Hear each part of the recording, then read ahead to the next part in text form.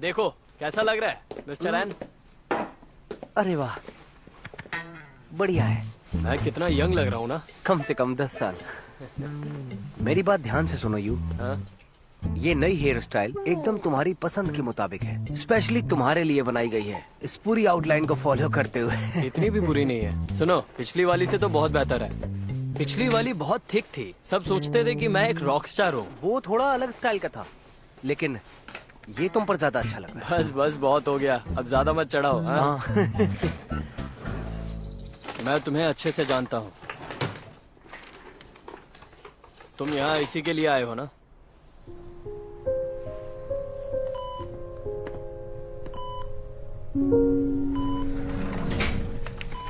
ए, कौन हो तुम? वहाँ क्या कर रहे हो?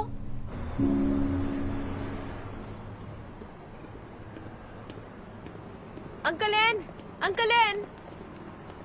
हाँ युआन, आपको मेरा नाम याद है? बिल्कुल मुझे याद है। मैं भला तुम्हें भूल कैसे सकता हूँ? हम दोनों का नाम एन से शुरू होता है। तुम यहाँ क्या कर रही हो? यहाँ जॉब करती हो क्या? मैं वाई स्पेस स्पोर्ट्स में हूँ।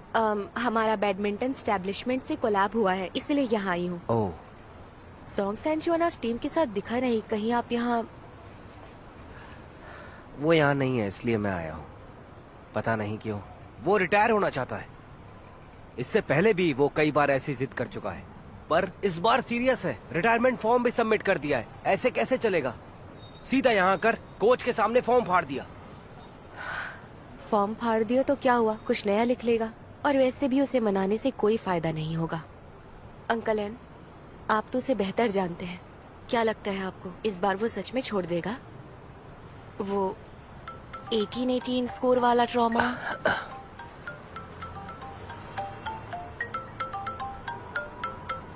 हेलो, हाँ मैं ही हूँ। कौन बोल रहा है? Security department. कम इन।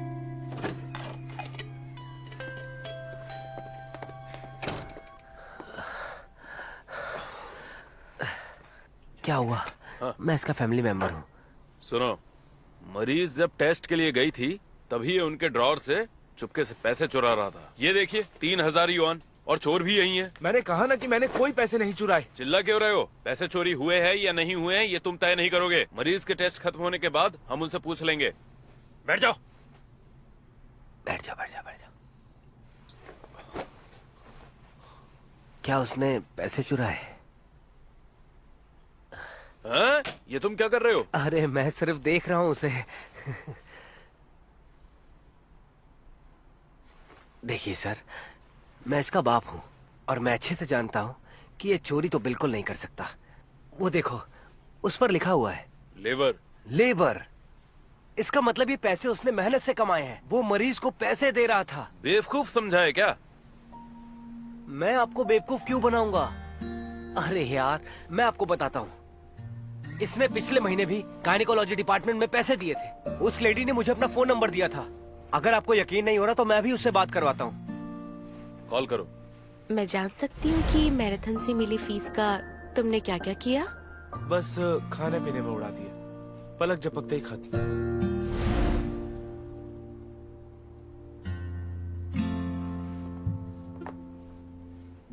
मैं पहले दरवाजा खोलता हूँ।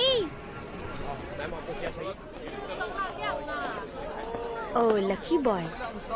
अंकल एन ने अभी बताया मरीजों ने तुम्हें ये नाम दिया था। काफी क्यूट नाम है। क्या तुम मेरा मजाक उड़ा रही हो? आज मुझे तुम्हारे बारे में कुछ नया पता चला। रास्ता मालूम है ना? ठीक है तो चली जाना।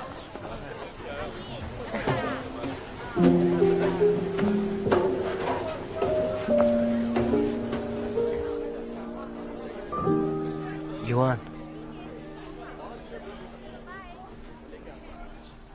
Thank you uncle An. तुम सेंचुआन की बहुत फिक्र करती हो। ये तुम्हारे लिए गॉसिप की बात है या कुछ और? दरअसल मैं उसकी बैडमिंटन टीम से मिली। मुझे वाई स्पेस स्पोर्ट्स के लिए स्पोक्स पर्सन चाहिए। मैं ये जानती हूँ उसके रिजल्ट्स टीम में सबसे अच्छे तो नहीं है। लेकिन मुझे लग रहा है उसे मौका मिलना चाहिए। आपको क्या लगता है?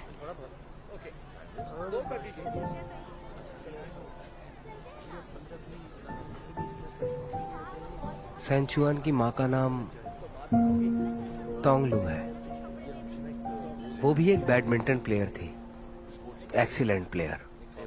फिर एक दिन उसे अपनी टीम के एक लड़के से प्यार हो गया। वो प्रेग्नेंट हो गई और एक बच्चे को जन्म दिया, सेंचुआन।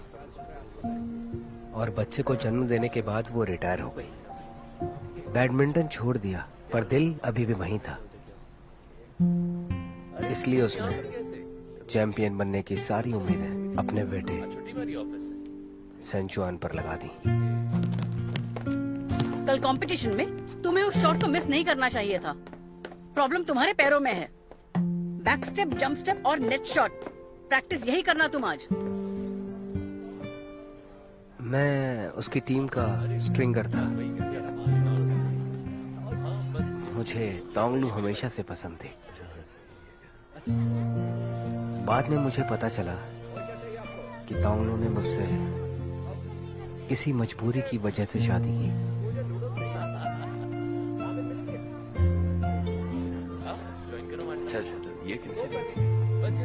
वो आपको छोड़कर कब गई?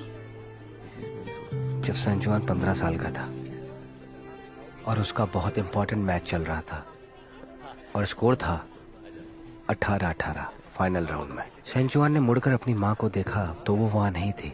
वो वहां से जा चुकी थी और मुझे लगता है उसी वक्त से उसे ये ट्रॉमा हो गया। वो आप लोगों को बिना बताए चली गई और कभी वापस नहीं आई।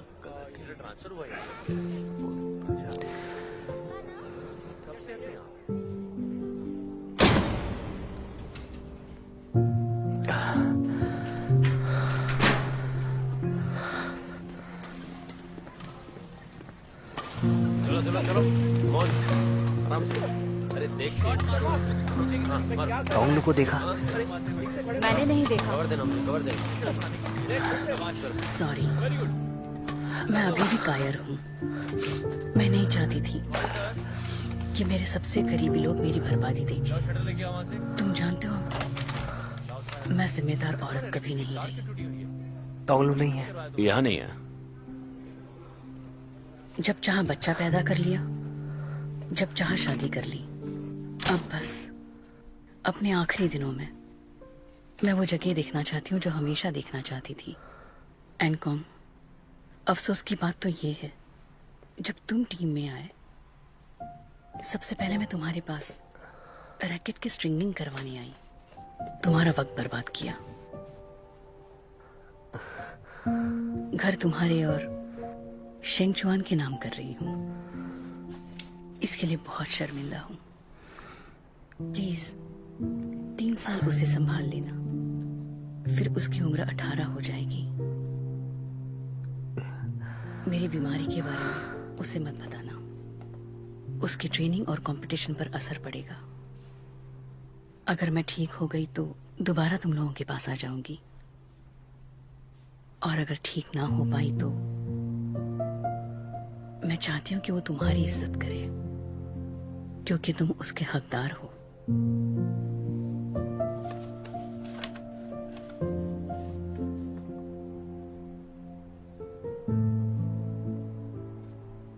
उसके जाने के 2 साल बाद तक मैंने सेंचुआन से कहा कि तुम्हारी माँ विदेश में कोच बनने गई है और वो जल्द ही लौट आएगी। सेंचुआन तब छोटा था। वो मेरी बात मान गया। उसे लगा कि वो ट्रेनिंग करेगा, मेहनत करेगा तो अपनी माँ से मिल पाएगा। उसने दिन रात मेहनत की, अपनी सारी एनर्जी बैडमिंटन पर लगा दी। इतना अच्छा खेला कि मैंने सोचा वो ट्रॉमा से निकल गया है, लेकिन मैं गलत था।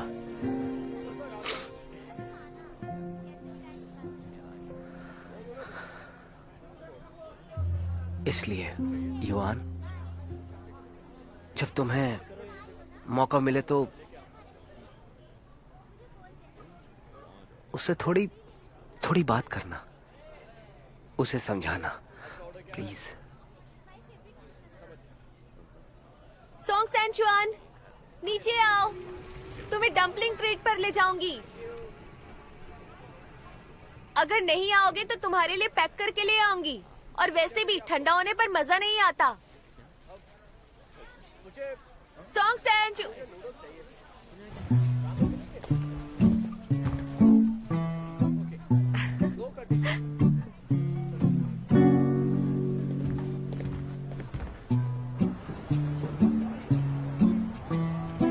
लाइए। Thank you so much. Enjoy.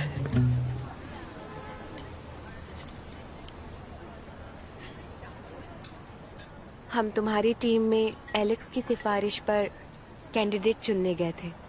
वो एथलीट्स के लिए बहुत फेमस हेड हंटर हैं। उन्होंने कहा तुम्हारी टीम में कोई हिडन जेम है। असल में वो तुम ही हो, है ना? अगर तुम मुझे 2 साल पहले कहती तो शायद मैं मान भी लेता। अब तो किसी को नहीं हरा सकता। अंकल एन ने तुम्हारी मॉम के बारे में बताया, तब तुम्हारे ट्रॉमा को मैं समझ पाई।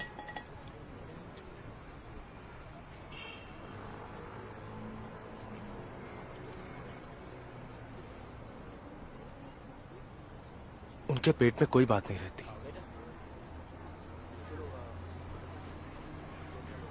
पर मुझे ये बात अब तक समझ नहीं आई कि पहले तुम ठीक थे। प्रॉब्लम तो बस पिछले 2 साल से है।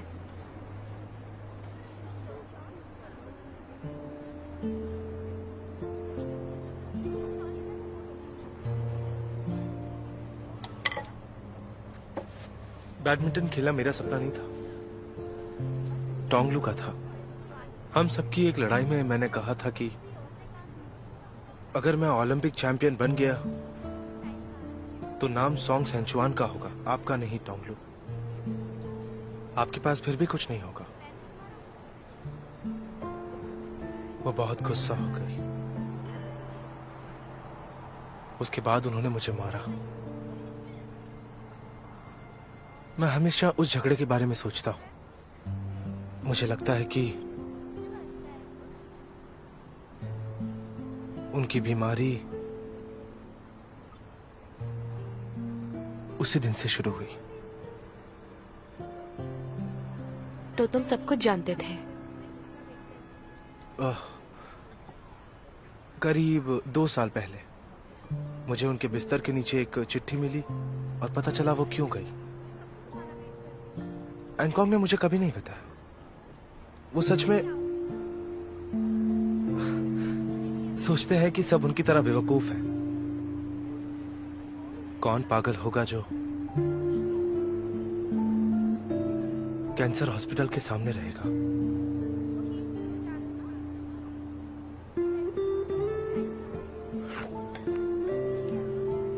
जिन ये बात में आया, तुमसे छुपाऊंगा नहीं। शायद तुम यकीन भी ना करो, उसके टीम में आने से पहले मेरा स्कोर कभी 18-18 नहीं था। कोई मेरी टक्कर का भी नहीं था। लेकिन कुछ मैच खेलने के बाद उसे मेरी कमजोरी पता चल गई, और ये सब तुमने खुद देखा है।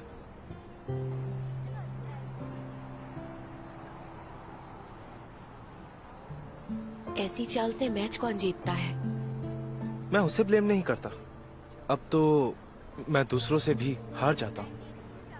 हार ज्यादा और जीत कम। तो मैं तुम्हारा हिडन जेम नहीं हो सकता।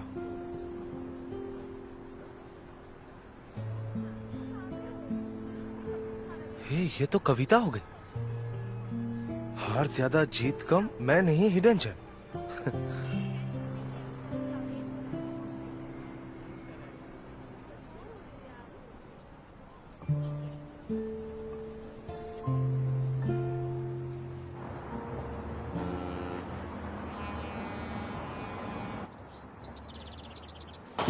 बेबी कहाँ है? माँ उसे होटल ले गई है। बताओ क्या हुआ? फोन पर तो मुझे कुछ समझ ही नहीं आया तुम क्या कह रही थी। मेरी ओर देखो और बताओ क्या हुआ। वो लुओले को ले जाना चाहता है, उसकी कस्टडी चाहता है। वो किस बेसिस पर चाहता है? 3 साल से देखा तक नहीं है।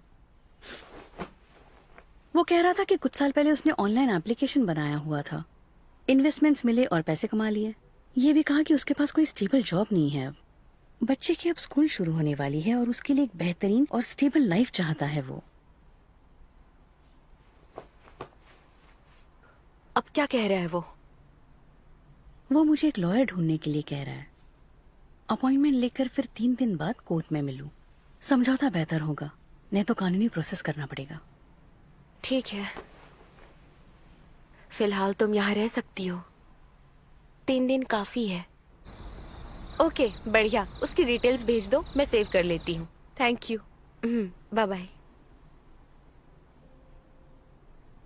डियर, नेट ने मुझे एक फेमस लॉयर से मिलवाया है। तुम्हें पता है, उसके डिवोर्स और कस्टडी केस की विनिंग रेट काफी अच्छी है। सच में? अच्छी बात है। ये लो। मुझे एक कप कॉफी मिल सकती है? हाँ बिल्कुल। ये नेट तुम्हारी कंपनी का वही फ्लर्ट करने वाला बंदा है ना? 2 दिन पहले मुझे डिनर पे बुलाया था और अचानक मुझे सिंगापुर चलने को कहने लगा। हाँ? इमोशनली इन्वॉल्व हो गई हो क्या? इमोशनली इन्वॉल्व मतलब? अरे इसका मतलब ये होता है कि वो इंसान तुम्हारे लिए सबसे ज्यादा इम्पोर्टेंट हो जाता है। उसका तुम्हारे लिए मैसेज आया है। अभी तक तुमने पढ़ा भी नहीं और दिल ही दिल में मुस्कुरा रही हो। उसके साथ बात करते समय तो बहुत धीमी आवाज में बात करती हो।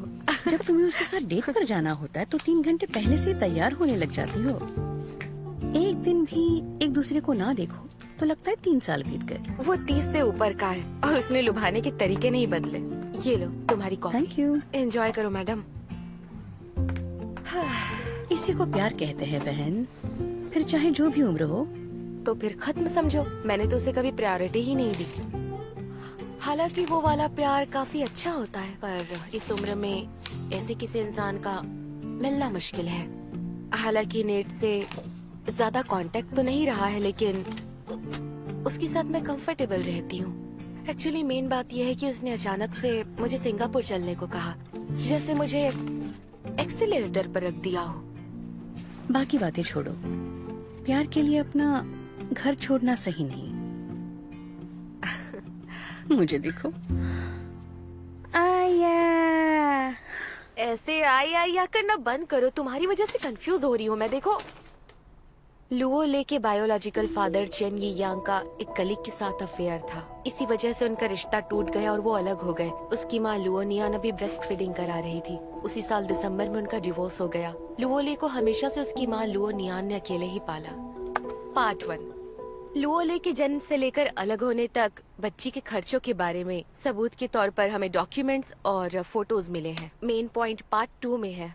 ये रहे उसे ट्रांसफर किए पैसों के रिकॉर्ड्स। कुल 12,000 युआन है जो हम बच्ची की एलिमनी में गिनेंगे।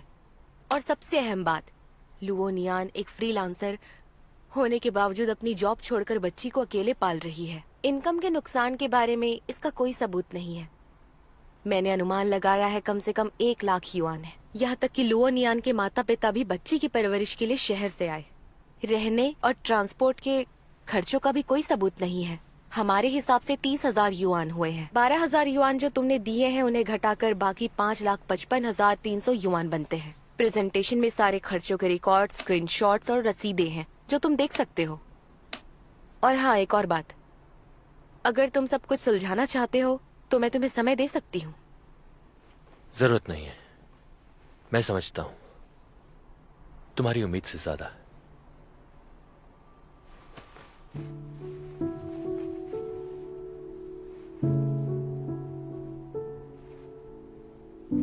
जैसे कि तुम जानते हो, तुम 3 साल से गायब थे। तुम्हारे लिए लुओले बस साइज में बड़ी हो गई होगी, लेकिन वो सब कुछ समझती है। ये प्रेजेंटेशन दिखाती है कि बच्ची बड़ी कैसे हुई, उसकी परवरिश कैसे हुई।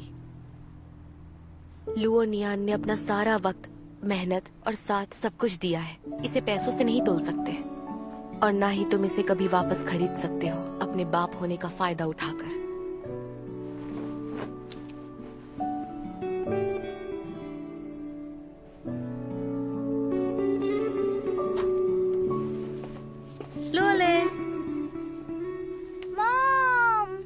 पहले मिस लुओ चाहती है कि उनके एक्स हस्बैंड डिवोर्स के बाद उनका 50% खर्च उठाए। चेन यांग को हर महीने 20,000 युआन चाइल्ड सपोर्ट देना होगा।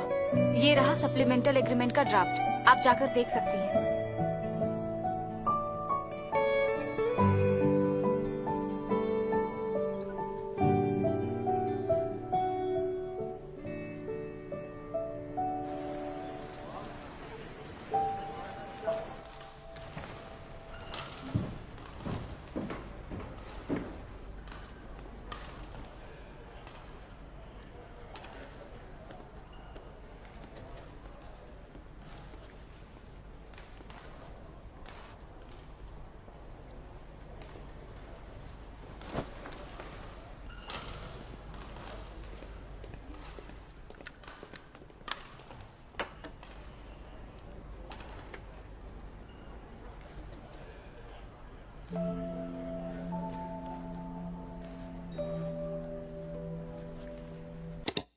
कैसा लग रहा है अब तक आपको ये एपिसोड? मजा आ रहा है ना? अगर आपको ये एपिसोड पसंद आ रहा है तो प्लीज चैनल को सब्सक्राइब करना मत भूलिए और वीडियो को लाइक, शेयर और कमेंट जरूर कीजिए। चलिए ज्यादा वक्त बर्बाद न करते हुए आगे देखते हैं क्या होता है।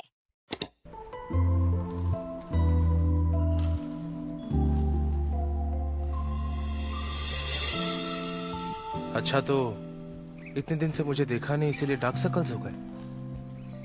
ऐसा कुछ भी नहीं है, आंखों में कुछ चला गया था।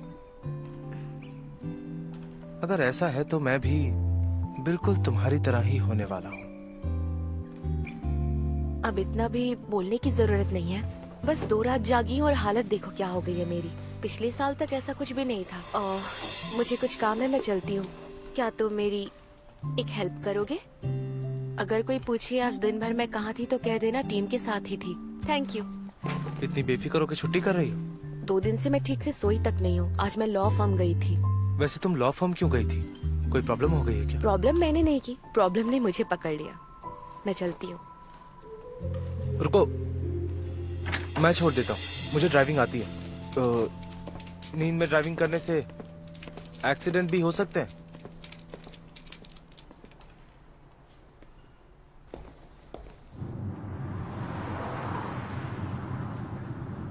तुम्हारा जवाब नहीं। कार में पढ़ने से चक्कर नहीं आते? पहले आते थे, पहुंचते ही उल्टी हो जाती थी, कोई चारा नहीं था। बॉस का शेड्यूल भी टाइट था, इसीलिए कार में काम करना पड़ता था। अब तो प्रैक्टिस भी हो गई है। तुम्हारा काम बैडमिंटन से ज्यादा टफ है? वैसे तुम्हें बता दूं, इस दुनिया में टीम को लेकर चलना काफी मुश्किल है, पर अकेले गड़बड़ करना आसान है। देखो, मुझे मत टोको। तुम तो दिन दहाड़े अपनी ट्रेनिंग छोड़कर मेरे ड्राइवर बने हुए हो। तो क्या तुम्हें नहीं पता कि मैंने अभी प्रोफेशनल ड्राइवर लाइसेंस के लिए अप्लाई किया है? यूँ समझ लो कि ये बस प्रैक्टिस है। टीम को मत बताना, अलाउड नहीं है। जानती हूँ, फिर भी क्या तुम सच में छोड़ रहे हो? खिलाड़ियों को एक दिन रिटायर होना पड़ता। लियांग युआन, क्या तुम्हारे दिल में कुछ ऐसा है जो तुम अब करना ही नहीं चाहती हो पर छोड़ नहीं पा रही? बात छोड़ने की नहीं है, बात डर की है। दिन भर रैकेट चलाया करता था, स्टेप्स की प्रैक्टिस करता था, और जानती हो, रात को सपने में भी हार जीत का रिप्ले चलता था। पर अगले रोज जब ट्रेनिंग बंद कर दूं, तो डर है कि जब अगले दिन आंख खुलेगी तो पता नहीं होगा क्या करना है।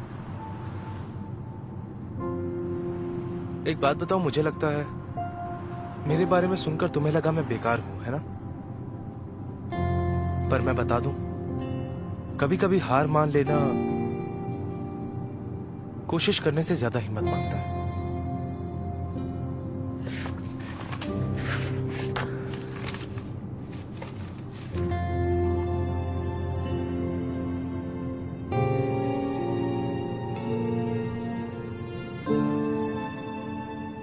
क्या सच में हार मान लेना कोशिश करने से ज्यादा मुश्किल है?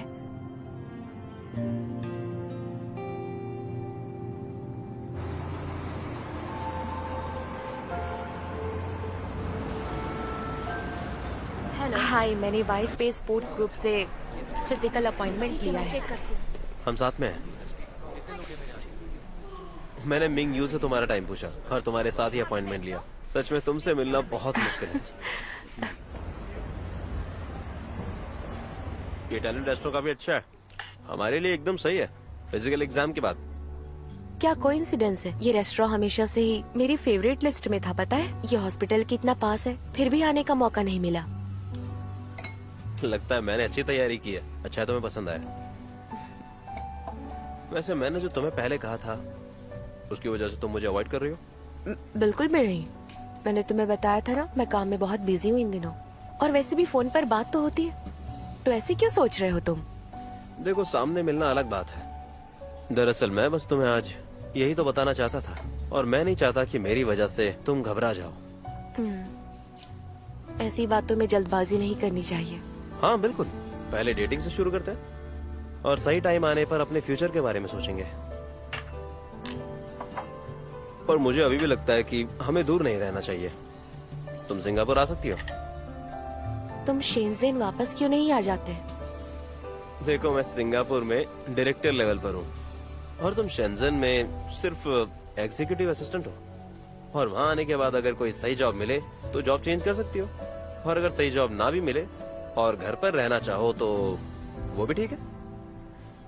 और जैसे पहले तुम करियर वुमन बनना चाहती थी और करियर डेवलप करना चाहती थी, और फिर जब बच्चा हो जाए तो तुम फुल टाइम वाइफ बनना चाहोगी। यानी मेरी करियर कैपेबिलिटी से मैं अपनी पार्टनर को और भी ज्यादा ऑप्शंस दे सकता हूँ। और उम्मीद है कि तुम मेरी बातों को समझ रही होगी।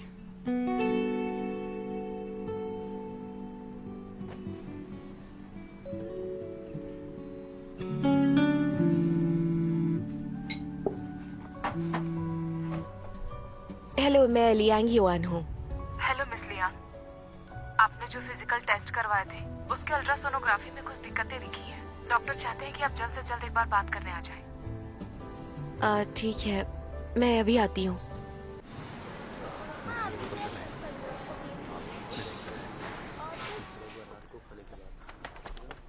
क्या आपको पीरियड्स बराबर नहीं हो रहे हैं? आमतौर पर एक हफ्ते की देरी होती है। जरा इसे देखिए, ये ओवेरियन एंडोमेट्रियोमा है। हम इसे चॉकलेट सिस्ट भी कहते हैं। ये आपके ओव्यूलेशन को इफेक्ट करेगा। जब भी पीरियड्स होंगे ये ओवरी को बढ़ाएगा। इससे आगे जाके आपको प्रेगनेंसी में प्रॉब्लम हो सकती है। क्या आप मैरिड हैं? आमतौर पर आपकी उम्र में शादी होने पर हम जल्द से जल्द प्रेग्नेंट होने की सलाह देंगे। प्रेग्नेंट होने के बाद पीरियड्स नहीं होंगे तो धीरे धीरे ये श्रिंक हो जाएंगे। अगर आप मैरिड नहीं है तो सर्जरी करवा के इसे निकलवा सकती हैं। ज्यादा परेशान मत हो, डॉक्टर ने कहा ना ये मामूली बीमारी है। डॉक्टर ने ये भी कहा है सबसे अच्छा तरीका है प्रेग्नेंट हो जाओ, बच्चा हो जाए और प्रॉब्लम खत्म। ये कोई अल्ट्रासाउंड नहीं है, ये शादी और प्रेगनेंसी का इशारा है। तुम्हें क्या लगता है ऊपर वाला इशारा दे रहा है तुम्हें? नेट अचानक से सिंगापुर से आ गया, उसकी सारी क्वालिफिकेशंस भी अच्छी हैं और तुम्हें ये छोटी सी प्रॉब्लम मिली जो बच्चा होने के बाद ठीक हो जाएगी।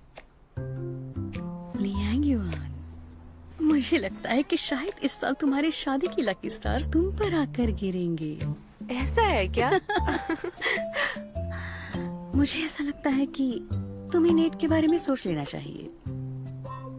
वैसे तुम्हें पता है इस वीकेंड पर मैं घर शिफ्ट कर रही हूँ, तो तुम उसे बुला क्यों नहीं लेती? उस बहाने में उसे लॉयर से मिलवाने के लिए थैंक यू भी बोल दूंगी। तो फिर तय रहा, इस वीकेंड नेट को बुला लो, मैं उसे मिल भी लूंगी। ठीक है।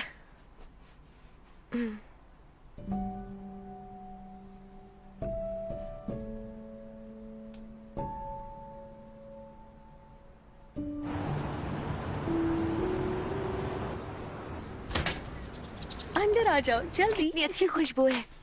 यहाँ रख दो। नए घर के लिए कांग्रेट्स। हाँ, इस सब की क्या जरूरत थी? Thank you. हे!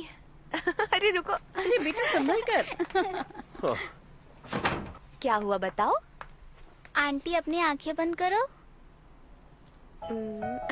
क्या खास दिखाने वाली हो? मैंने अपनी आंखें बंद कर ली है। बेबी, मैं अपनी आंखें खोल लूं? हाँ खोलो। क्या हुआ? क्या है बताओ ना। पलके मत झपकाना, जादू देखने का वक्त हो गया है। 3, 2, 1। वाओ, ये छोटी कुकी में कैसे बदल गई? आंटी बड़ा कुकी आपका, छोटा कुकी मेरा। चीयर्स। चीयर्स। वक्त हो गया, चलो आ जाओ। अरे वाह, ध्यान से। ये तुमने बनाया? युआन से सुना तुम बहुत अच्छी डाइटिशियन हो, काफी तारीफें की इसने तुम्हारी। अरे मैं अपने क्लाइंट्स के लिए लो फैट और मसल बिल्डिंग मील्स बनाती रहती हूँ। टेस्ट करके देखो, फीका तो नहीं है? ठीक है, मैं आमतौर पर हेल्दी फूड ज्यादा पसंद करता हूँ।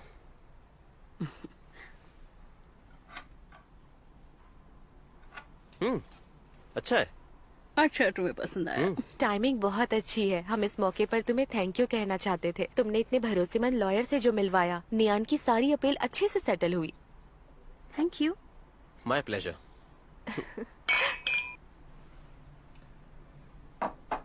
पर अगर लॉयर चेन की बात करें तो उनका शुक्रिया अदा करना जरूरी है। बिल्कुल, हम भी सोच ही रहे थे कि हमें उन्हें कोई गिफ्ट देना चाहिए, पर हम पूछना चाहते थे क्या ये सही रहेगा। देखो, अब तुम चिंता मत करो, मैं चूज करूंगा। आखिर मैं उनके ज्यादा करीब हूँ और एक दोस्त के नाते मैं उन्हें गिफ्ट दूंगा। रुको, कीमत मुझे बाद में बता देना, मैं तुम्हें पैसे खर्च नहीं करने दूंगी। देखो, पैसा मैटर नहीं करता, पर दोस्ती में एहसान का बदला चुकाना जरूरी होता है। सही कहा ना युवान? तुम मेरी बात कर रहे हो?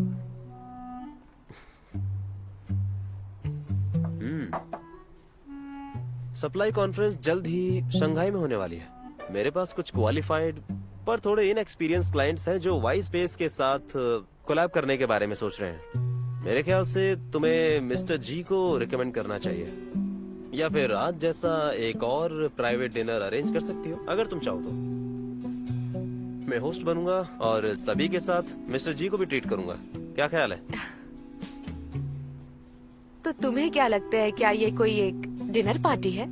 अरे नहीं, देखो, जैसा तुम सोच रही हो वैसा बिल्कुल नहीं है, और सबको समझ में आता है कि ये एक प्राइवेट पार्टी है।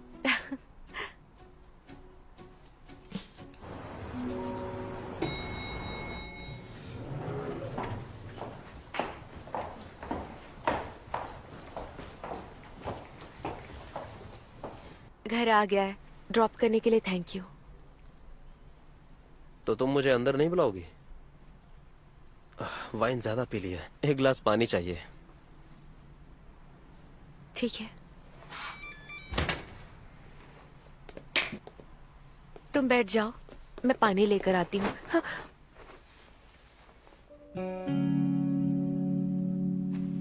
युवान, मैं तुम्हें बहुत पसंद करता हूँ।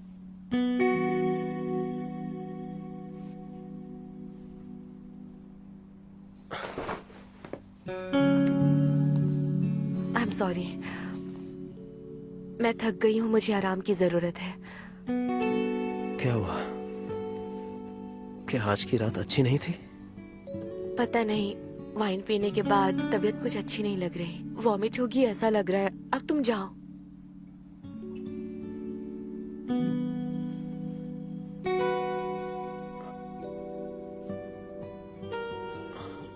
ठीक है।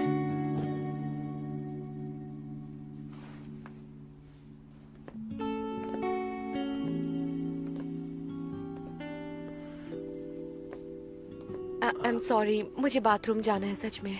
जाते वक्त दरवाजा बंद कर देना। Thank you.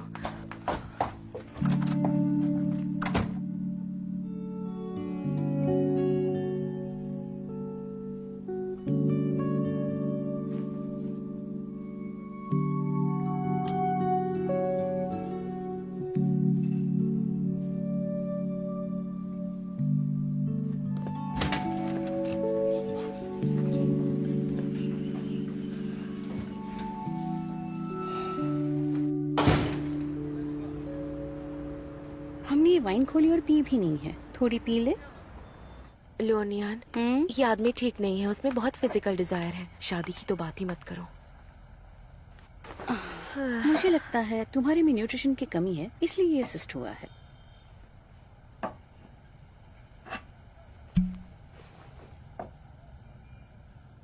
मुझे क्या करना चाहिए? यस, इस उम्र में मेरी बॉडी किसी तरह की वार्निंग दे रही है। अचानक कोई आया और प्रपोज कर दिया और लगा सब परफेक्ट है। अलर्ट रहना होगा, ये डेंजरस है और ट्रैप है। मैं तुमसे सच कहूँ, जब हम डिनर कर रहे थे तो उसी वक्त उसे देखकर लग रहा था कि कोई प्लान बना रहा है। वो काफी अजीब लग रहा था। तुम तो मुझे जानती हो, पर्सनल लाइफ को काम के साथ मिलाना मुझे अच्छा नहीं लगता, मुझसे नहीं होता। मैं आज तक समझ नहीं पाई कि क्यों मैं और नेट एक दूसरे को बस फेवर करते रहते हैं और इसे ऐसा ही रहना चाहिए। पहले मुझे लगता था कि मेरी उम्र में रोमांटिक पार्टनर ढूंढना सीसॉ खेलने जैसा ही है। शर्त यह है कि एक ही वेट का पार्टनर मिले, वरना कोई एक जमीन पर गिरकर हिल भी नहीं पाएगा और दूसरा हवा में लटका रहेगा बिना किसी सिक्योरिटी के। तो फिर तुम्हारी और नीट का क्या? क्या वो हेवी वेट कैटेगरी में आता है? तुम्हें क्या लगता है तुम्हारे लिए सही नहीं है? हाँ, इस बार वापस आने के बाद वो काफी एक्टिव है, पर मुझे लगता है हमारे रिलेशन में कुछ ज्यादा ही एफर्ट्स लग रहे हैं। हमें हमेशा अपना वजन मेंटेन रखना होगा और साथ ही टाइम टाइम पर एक दूसरे का वजन भी चेक करते रहना होगा। पर साफ कहो तो हमें से कोई भी अपनी झिझक छोड़ने को तैयार ही नहीं है। सीसॉ का सबसे डरावना पार्ट है हवा के बीच में धोखा खाना। दूसरा शख्स अचानक से छोड़ दे और तुम धड़ाम से नीचे गिर जाओ। तुमने तो मुझे कुछ ज्यादा ही सच्चाई से वाकिफ करवा दिया। मुझे लगता है कि तुम रिलेशनशिप को बहुत ज्यादा कॉम्प्लिकेट कर रही हो। अच्छा तो बताओ, लव रिलेशनशिप क्या होता है? किसी को पसंद करना, अपनी फीलिंग्स को कंट्रोल न कर पाना, और फिर क्या, डोपामाइन के नशे में अंधे होकर एक अंधेरे कमरे में चले जाना जिसे लोग इंटीमेसी कहते हैं। क्लिक, लाइट जला दो। जो उजाले में दिख रहा है वही सच्चाई है। सरप्राइज मिलेगा या शॉक, कोई नहीं जानता, लेकिन कम से कम आज रात उसका पूरा घर बिल से भरा पड़ा है। ये सब बर्दाश्त के बाहर है। कितना बोरिंग है ये सब, सच में बहुत बोरिंग है। बोरिंग तो है। ए, मैं तुम्हारी उस सीसॉ वाली थियरी पर अग्री नहीं करती। तुम्हें बस सही इंसान नहीं मिला। एक बार तुम सही इंसान से मिलो, फिर तुम उस सीसॉ जैसी गेम नहीं खेलना चाहोगी जहाँ तुम हाथ भी नहीं पकड़ सकते। सूमो रेसलिंग करना चाहोगी तुम। ऐसी क्लोजनेस जिसमें 24 घंटे स्किन कांटेक्ट होता रहता है। तुम तो मुझे ना एक्साइटेड फील करा रही हो। ठीक है, फैसला कर लिया है मैंने। 2 महीने में काम खत्म करके एनुअल लीव ले लूंगी और सर्जरी करवा लूंगी, और कुछ गलत हुआ तो अपनी प्रॉपर्टी लुअले को दे दूंगी। मेरी देखभाल करने और मौत तक साथ निभाने के लिए ये कम है। वो बिना प्रॉपर्टी के भी ये सब करेगी। फिर मैं किससे डर रही हूँ? सुमो रेसलिंग के लिए चीयर्स।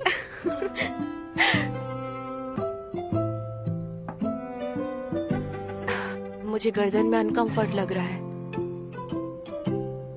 तुमने किस किया? क्या बोल रही हो तुम? दिखाओ मुझे। मैंने उसे साफ मना कर दिया था, ओके? और ऐसा कुछ भी नहीं हुआ था ना।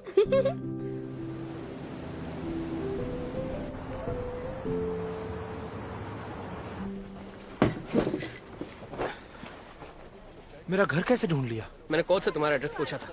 रिटायरमेंट के लिए अप्लाई क्यों किया? चिल्ला के क्यों बात कर रहे हो?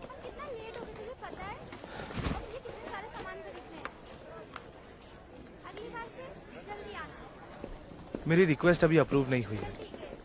कॉन्ट्रैक्ट खत्म होने के बाद निकाले जाने से बेहतर है कि खुद ही चला जाऊं।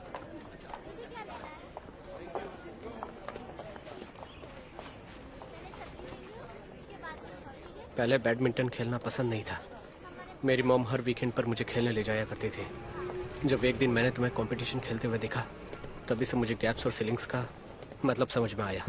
जब तुम कोर्ट पर थे, मूवमेंट की फ्लूइडिटी, गेम का रिदम और कंट्रोल भी एकदम परफेक्ट था। सच में। उसके बाद से मैंने ट्रेनिंग मुश्किल होती है ये सोचना बंद कर दिया।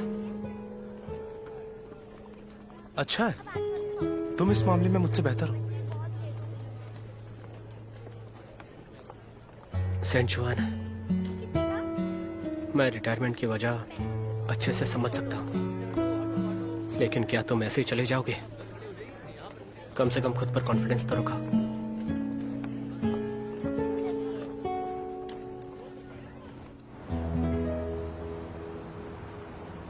तुम्हें क्या लगता है इस बॉक्स में क्या होगा?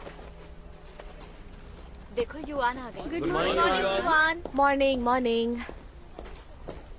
ये देखो, नेट खुद आज सुबह सुबह तुम्हारे डेस्क पर रख कर गया है। और उस दिन वो तुम्हारे फिजिकल एग्जाम के बारे में पूछ रहा था, और आज शेड्यूल करने को भी कहा। कुछ तो चल रहा है तुम्हारे बीच। अभी खोलो। फ्लावर्स हैं क्या?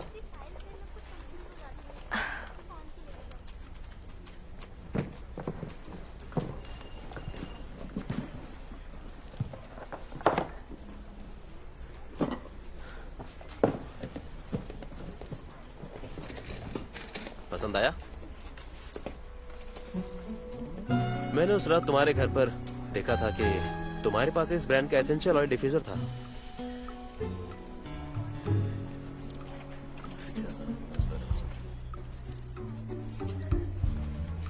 कहीं और चलते हैं। मैं समझ नहीं पा रही हूँ आज की गिफ्ट का मतलब क्या है।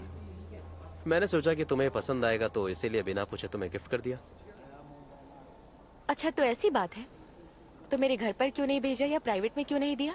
इतने बड़े बॉक्स को ऑफिस तक लाना मुश्किल रहा होगा। ठीक है, मैं मानता हूँ। मैं चाहता था कि सबको हमारे इस रिलेशन के बारे में पता चले।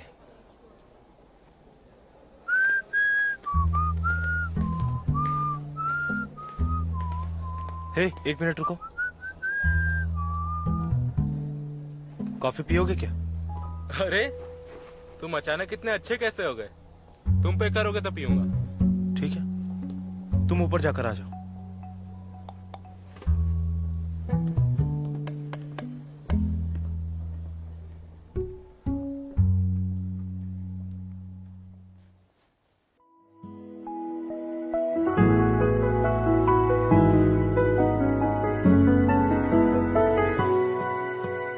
如果不将世俗当理，让感情肆意然不再逃避，眼前的路要不要走下去？